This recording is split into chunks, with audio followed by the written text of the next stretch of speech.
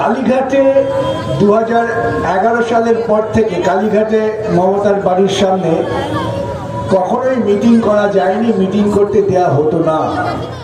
আমি আমার কমরেডদের বললাম যে কোনো মূল্যে ওখানে মিটিং করতে হবে, আমি যাচ্ছি, যদি মঞ্চ না করতে দেয় ওখানে দাঁড়িয়ে আমি মিটিং করব, তোমরা থাকবে।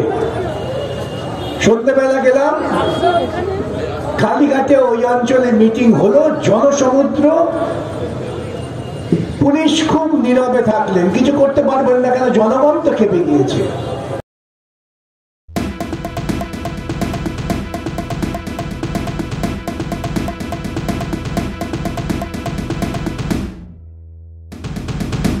বন্ধুগণ, আমি এখানে এসে শুনলাম যে এখানে নাকি সভা করার ক্ষেত্রে পুলিশ আপত্তি করছিল।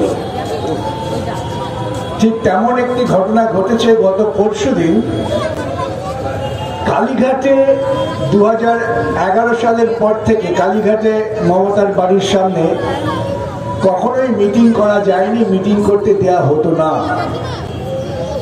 তার কয়েকদিন আগে আমি গিয়েছিলাম পুরুলিয়ার বান্দোয়ান, যে বান্দোয়ান একসময় জঙ্গলমহলে মমতা এবং মাওবাদীদের একাধিপত্যে বহু মানুষ মুখ খুলতে সাহস পেতেন না। বান্দোয়ান মিটিং সাম্প্রতিককালে সবচেয়ে বড় মিটিং হয়েছে বলে আমাকে পুরুলিয়ার মানুষেরা বললেন।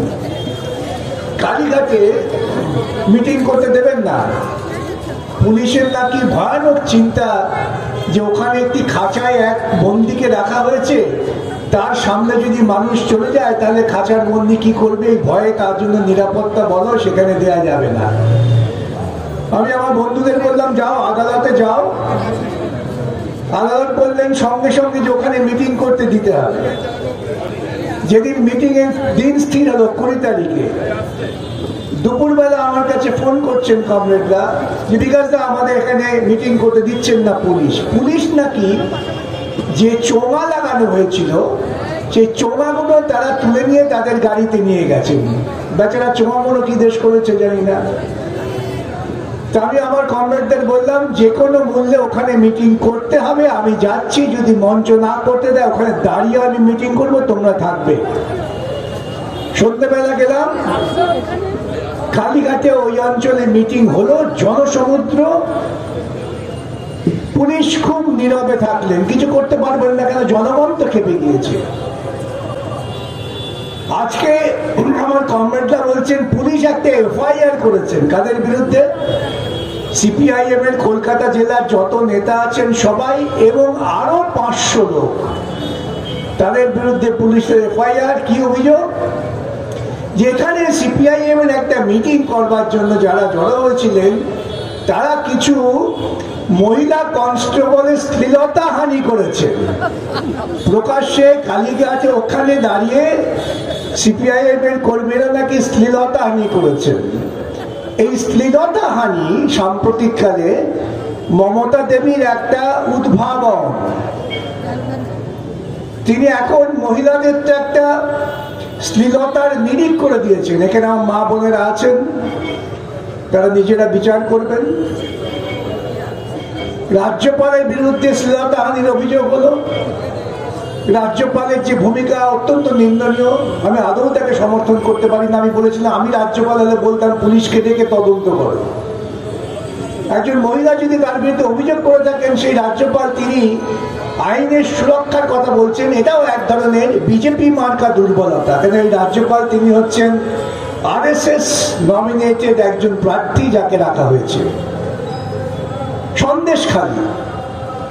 সন্দেশখালী ঘটনা আরো প্রমাণ করে দিল যে ভারতবর্ষের বুকে, বিশেষত পশ্চিমবঙ্গে, যেখানে নারী মুক্তির আন্দোলন তৈরি হয়েছিল, যেখানে রামমোহন তিনি সতীদাহ প্রথার বিরুদ্ধে বিদ্রোহ করে সতীদাহ রদ করেছিলেন, যেখানে বিদ্যাসাগর মেয়েদের লেখাপড়া শেখাবার জন্য আপ্রাণ চেষ্টা করেছেন এবং লেখাপড়া শেখাবার সুযোগ করে দিয়েছিলেন, সেই রাজ্যে নারীদের কিভাবে অসম্মানিত করা হচ্ছে সেটা আপনারা নিজেরা উপলব্ধি করবেন। আমি এই কথাটা এই জন্য বলছি না যে ভারতবর্ষে পশ্চিমবঙ্গে কখনো কোথাও বিক্ষিপ্তভাবে নারীদের প্রতি অমর্যাদা করা হয়নি, না।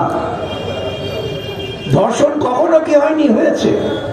এই যে সামাজিক ব্যাধি, পিতৃতান্ত্রিকতার যে সাংঘাতিক দার্শনিক পরিণতি, তাতে আমরা মেয়েদের সবসময় মনে করি আমাদের ভোগ্য পণ্য।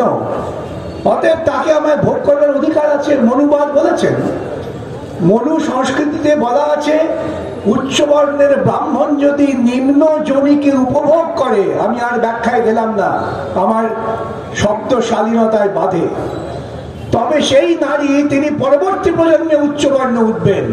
আর ব্রাহ্মণ একটা মহান কাজ করলেন। এই ব্রাহ্মণ্যবাদকে যুগে যুগে তারা প্রতিষ্ঠা করেছেন, সেটা আবারও প্রতিষ্ঠা করতে চাইছেন। সন্দেশখালী ঘটনার মূলটা কি? পশ্চিমবঙ্গে একটি সরকার আপনারা প্রতিষ্ঠিত করেছিলেন, 34 বছর ক্ষমতায় ছিল। 34 বছর পশ্চিমবঙ্গে কোনো কাজ হয়? কি কাজ হয়েছে? উদ্বৃত্ত জমি, যে জমি যিনি চাষ করেন না, জমিদারের নামে, কুকুরের নামে জমি থাকে, বেড়ালের নামে জমি থাকে, যে নাতি জন্মায়নি তার নামে জমি থাকে, এইরকম বিভিন্ন ভাবে জমি তারা দখল করে রাখতেন। চাষ করতেন যে কৃষকেরা, সেই কৃষকেরা বৎসরান্তে যখন ফসল ফলাবেন তখন লেঠেল দিয়ে তাদের ফসল ফলানোর ক্ষেত্রে বাধা সৃষ্টি করা হতো এবং ওই কৃষকদের বাধ্য করা হতো, হ্যাঁ তুমি ফসল তুলতে পারবে যদি তোমার বাড়ির মেয়েটিকে আমার জমিদারের দপ্তরে পাঠিয়ে দাও। এ কথা আমার নয়, এইরকম গল্প কাহিনী বাংলা সাহিত্যের বিভিন্ন জায়গায় ছড়িয়ে ছিটিয়ে আছে। এই ছিল জমিদারদের মানসিকতা। 34 বছর একটি সরকার ক্ষমতায় এসে তারা বললেন, লাঙল যার জমিদার, যে চাষ করছে তার জমির ওপর অধিকার, আর যে ঘরে বসে হুকো ফুকছে আর বলছে আমার ওই সুদূর প্রান্ত যেখানে মাঠ দেখা যায় আমার জমি, তার জমি নয়। এই জমির অধিকার সবার। তোমরা তো উপনিষদের কথা বলো, তোমরা তো বেদের কথা বলো, বেদ উপনিষদে এই সমস্ত প্রাকৃতিক সম্পদকে বলা হয়েছে মানুষের সকলের অধিকার। বামফ্রন্ট সরকার এসে আইন করলেন, আইন করে বললেন যারা চাষ করছেন তাদের চাষের অধিকার, তাদের পাট্টা দেওয়া হলো, তাকে উচ্ছেদ করতে পারবে না। খুব খারাপ কাজ। তার কারণ সমাজে যারা সুবিধাভোগী, যারা প্রতিষ্ঠিত, যারা নিয়ন্ত্রণ করে সমাজে তথাকথিত চিন্তা, যারা নিয়ন্ত্রণ করেন সমাজের প্রচার মাধ্যম, তারা খুব ক্ষিপ্ত হয়ে গেলেন। প্লিজ চুরি করবেন না। একজন কন্টেন্ট ক্রিয়েটার অত্যন্ত কষ্ট করে তার কাজকে এগিয়ে নিয়েছে, তাই তার কাজকে সাপোর্ট করুন, তার কাজকে ভালোবাসুন, কিন্তু তার কাজ নিজের চ্যানেলে তুলে দেবেন না। কারণ জানবেন পাইরেসি কিন্তু একটা অত্যন্ত দণ্ডনীয় অপরাধ।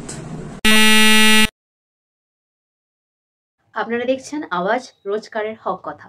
For more updates about Awaaz, please subscribe our YouTube channel Rajshekhar thali.